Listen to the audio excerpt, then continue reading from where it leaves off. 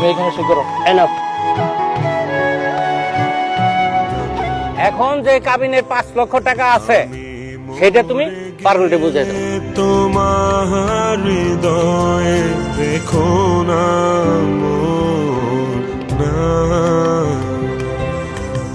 টাকা ভাগাভাগি করতো। খাওয়া দাওয়ার একটা খরচ আছে না, জামা কাপড় একটা খরচ আছে না, আমাকে তো কোনো আয় ইনকাম নাই, তোর এই টাকাটা কিন্তু আমরা খরচ করবো। ভাইজান, গত সালিশে সিদ্ধান্ত হয়েছিল যে পারুল শিমুলকে তালাক দিব, আর কাবিনে যে 5 লাখ টাকা আছে শিমুল পারুলকে তা বুঝাই দিব। পারুলের কাছে আমরা 1 সপ্তাহ সময় নিয়েছিলাম, সেই 1 সপ্তাহের আজকে হলো শেষ দিন। উকিল সাহেব আমাদের সাথে আছেন, ডিভোর্সের যে কাগজপত্র সবকিছু ঠিক আছে, এখন শুধু দুইজনে সই করলেই ডিভোর্সটা হয়ে যাবে।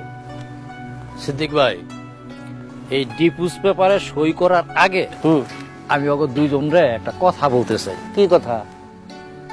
শিমুল, পারুল, তোমরা আরেকবার ভাইবা দেখো, তোমরা কি ডিভোর্স পেপারে সই কইরা ডিভোর্স দিয়ে দিবা, না মীমাংসা হইয়া নতুন করে আবার সংসার করবা? হ্যাঁ, আপনি ভাই ঠিকই কইছে, তোমরা চিন্তা ভাবনা করতে পারো।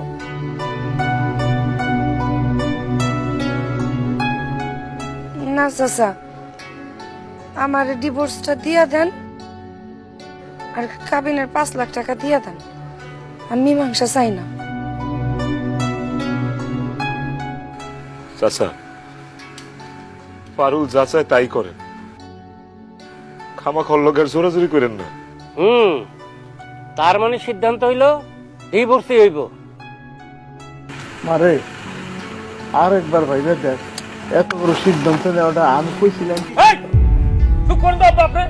আর ভাবনা চিন্তার কিছু নাই চাচা, ডিভোর্স হবো ঠিক আছে, কিন্তু ডিভোর্সের লগে লগে কাবিনের পুরা 5 লক্ষ টাকা বুঝাই দিতে হইব। আর ও যদি 1 পয়সাও কম দেয় তাহলে ওই পিলারের লগে বাইন্ধ করে পিটাবো।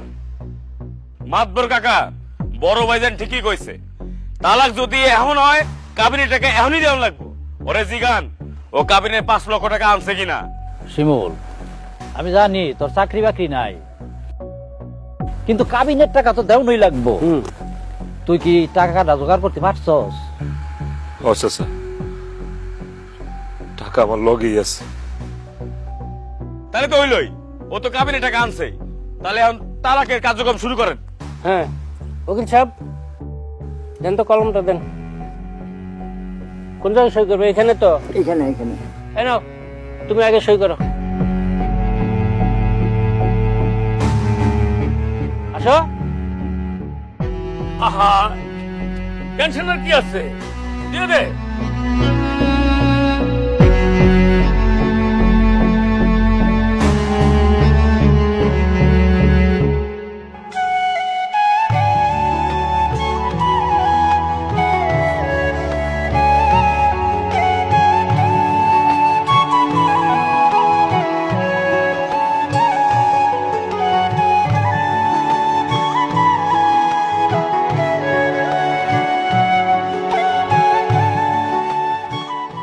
হ্যাঁ, শিমুল, তুমি এখানে সই করো। এই নাও।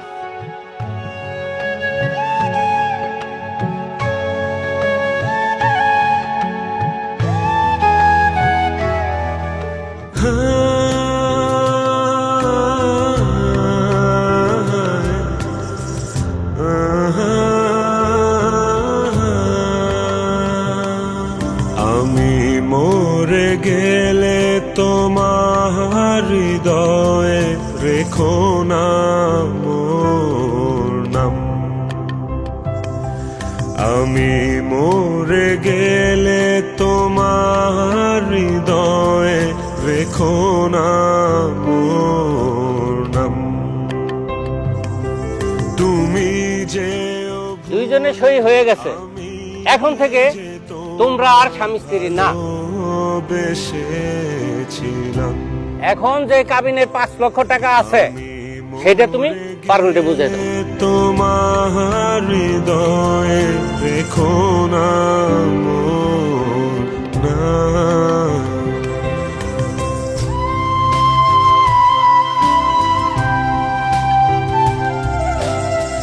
জীবনে তোমার অনেক কষ্ট অনেক আঘাত বিনিময়ে তুমি কোনো দিন দাওনি কোনো প্রতিঘাত জীবনে তোমায় দিয়েছি অনেক কষ্ট অনেক এই, টাকা হাতে নিয়ে বসে রয়েছে দে তো দেখলাম, দে আমার কাছে দে। আরে তোর হাতে থাকলে টাকাটা কোন সময় হারাই যায় না ঠিক নাই, বুঝছস না? টাকাটা আমাদের দুই ভাইয়ের কাছে থাকলে নিরাপদে থাকবো। তাছাড়া এই টাকা দিয়া তোর বিয়ে আমরা ধুমধাম করে দেব, বুঝছস? দে টাকা দে, দে। নাও, আমার কাবিনের টাকা এখন তোমাকে কাছে। আমার ভাগ্য হতে ভালো।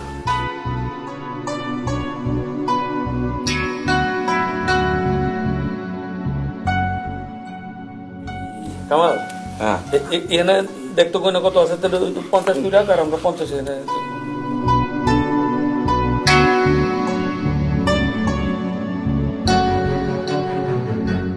কি ব্যাপার ভাইজান? এই টাকা দিয়া বলে আমার বিয়া দিবা, ইটালি পাঠাই দিবা, তো টাকা ভাগাভাগি করতেছো কেন? আরে ভাগ করতেছি কারণ হলো সব টাকা তো আর ভাইজানের কাছে থাকবো না, কিছু টাকা ভাইজানের কাছে থাকবো, কিছু টাকা আমার কাছে থাকবো, তাই না? তুই চিন্তা করিস না, তোর বিয়া আমরা ধুমধাম করে দিব একদম। হ্যাঁ, এই কামাল একদম ঠিক কথা কইছে, বুঝছস? আর তাছাড়া তোর বিয়ে শাদী না হওয়া পর্যন্ত তুই তো এই বাড়িতে থাকবি। হ্যাঁ, তোর খাওয়া দাওয়ার একটা খরচ আছে না, জামা কাপড় একটা খরচ আছে না, আমাকে তো কোনো আয় ইনকাম নাই, তোর এই টাকাটা কিন্তু আমরা খরচ করবো। এই শোনো, হ্যাঁ, এই ভাইজানরে কিন্তু 50,000 টাকা দেওয়া লাগবে। 50 পুরে দিবা? হ্যাঁ। আচ্ছা ঠিক আছে, কারে কি দিবে তুই হিসাব রাখ। ভাইজান, ভাইজান, বড় ভাইজান,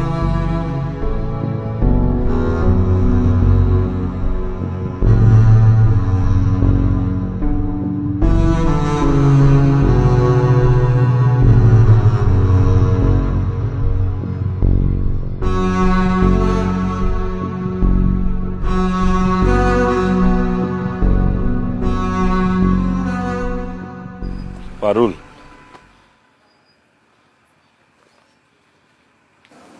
আপনার কি লজ্জা শরম নাই? আপনি কি বুঝতেছেন না আপনার সাথে যে আমার তালাক হয়ে গেছে? হ্যাঁ, আপনি তারপরে কিসের জন্য বারবার আমার বাড়ির উঠানে আসেন? হায় হায়, আপনি মায়ের লয়ে আইছেন? বৌমা, তুমি ভাইবো না শিমুল আর তোমার মিল মীমাংসা করার লাইগা তোমারে বুঝাইতে আইছি।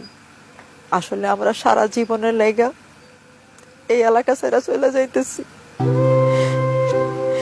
শিমুল কইল যাওয়ার আগে তোমার একবার দেখতে চায়, তাই আইছি। এই এলাকা ছেড়ে চলে যেতেছেন কেন? এই এলাকায় থাকার মতো আর অবস্থা নাই পারো।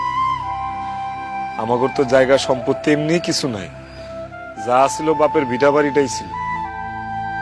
সেই ভিটা বাড়ি বিক্রি কইরা আর মায়ের কিছু গয়না ছিল সেগুলা বিক্রি কইরা তোমার কাবিনের টাকাটা দিছি। যে লোকটা আমগর ভিটা বাড়িটা কিনছে সেই লোক কইছিল যে আমরা মিনিমাম 1টা বছর এনে থাকতে পারো, কিন্তু কালকে রাতে হঠাৎ করে আয় কইতেছে এখানে নাকি তারা খুব শীঘ্রই বাড়ি করব, বিল্ডিং করব, আমরা যেন তাড়াতাড়ি চলে যাই। সেই জন্য আমরা চলে যেতেছি। কই যাবেন তাইলে এখন? কই যাবো জানি না, কিন্তু এই গ্রাম ছেড়ে অনেক দূরে চলে যেতেছি। যাওয়ার আগে ইচ্ছা ছিল তোমার শেষ একটা বার দেখা যাবো, সেই জন্য তোমারে দেখতে এসছি। জানি না এই জীবনে তোমার সাথে আর কোনোদিন দেখা হইব কিনা পারো। তুমি ভালো থাইকো, সুস্থ থাইকো, নিজের যত্ন নিও। আমি যেখানেই থাকি সারাটা জীবন তোমারই ভালোবাসবো, সারা জীবন তোমার স্মৃতি বুকে ধরে বেঁচে থাকবো। তোমার যদি আমারে কোনোদিন দরকার হয় আমার একটা বার স্মরণ করে পারো, আমি তোমার সামনে হাজির হব। পারুল, তোমার মনে আছে আমরা ঠিক করছিলাম আমাদের যদি মেয়ে হয় তাহলে আমাদের মেয়ের নাম আমরা রাখবো তোমার নাম আর আমার নাম মিলায়া। তোমার নাম পারুল, আমার নাম শিমুল, আমাদের মেয়ের নাম রাখবো বকুল। মনে আছে তোমার? তুমি যদি আরেকটা বিয়া করো, সেই ঘরে যদি তোমার একটা মেয়ে হয়, তুমি সেই বাচ্চার নাম বকুল রেখো। আমি চেষ্টা করব। পারুল, তুমি জানো, তুমি যখন আমার শিমুল বলে ডাক দিতা, আমার বুকটা খুশিতে বইরা যাইত। আমার মনের মধ্যে অনেক কষ্ট। পারুল, তুমি কি আমার একটা বার শিমুল করে ডাক দিবা? বিশ্বাস করো, তুমি যদি আমার একটা বার শিমুল করে ডাক দাও, আমার ভিতরে যত কষ্ট আছে সব শেষ হয়ে যাইব।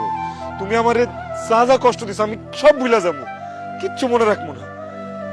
একটা বার ডাক দাও না আমার শিমুল করে, দিবা না পারুল? ডাক দাও না একটা বার পারুল, একটা বার কও শিমুল, একবার শিমুল, একটা বার শিমুল কও পারুল, একবার। আর বলুন না, একটা বার শিমুল করে ডাক দাও। আম্মা, ও একটা বার শিমুল করে ডাকুক, খারাপ। পারুল পারুল একবার ডাক দাও না শিমুল করে, পারুল।